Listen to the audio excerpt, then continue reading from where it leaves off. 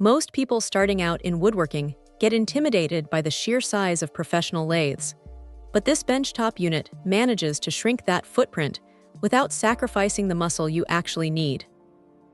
Right out of the box, the first thing that hits you is the weight. It is cast iron through and through, which is exactly what you want because it kills vibration before it even starts.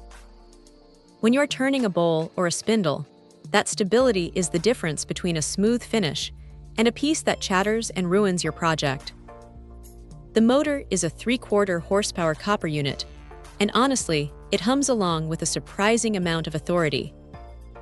It is not whisper quiet, but it is definitely not the kind of machine that makes you want to wear ear protection just to turn it on. What makes this thing really approachable for a beginner is the speed control. You have got a digital readout right there, so you are not guessing where your RPMs are sitting. It breaks down into 3 distinct ranges, from a slow crawl at 650 all the way up to a high-speed 3800. That range is pretty versatile. You can hog out material on the lower end, and then crank it up for those fine, delicate finishing passes. Now, the setup is standard enough that if you have been around a shop, you will feel right at home.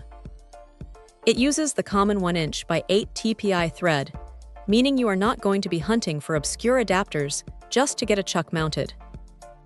The MT2 tapers on the headstock and tailstock are the industry standard, so your existing accessories should slide right in without a fight. It is 18 inches between centers, which is plenty for most cups, vases, or chair legs, though if you are planning on turning massive table legs, you might find yourself wishing for a bit more bed length. That is really the only limitation here.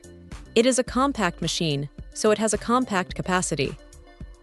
One small quirk to keep in mind is that while the build quality is solid, you should definitely spend a few minutes double-checking the alignment of the tailstock when you first set it up.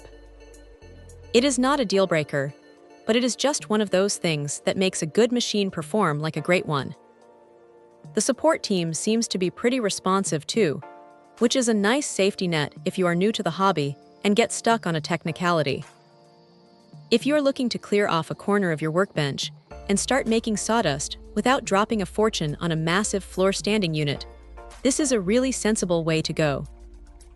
It feels like a tool that respects the craft without overcomplicating the process. Check out the video description for updated price. And thank you for watching this video.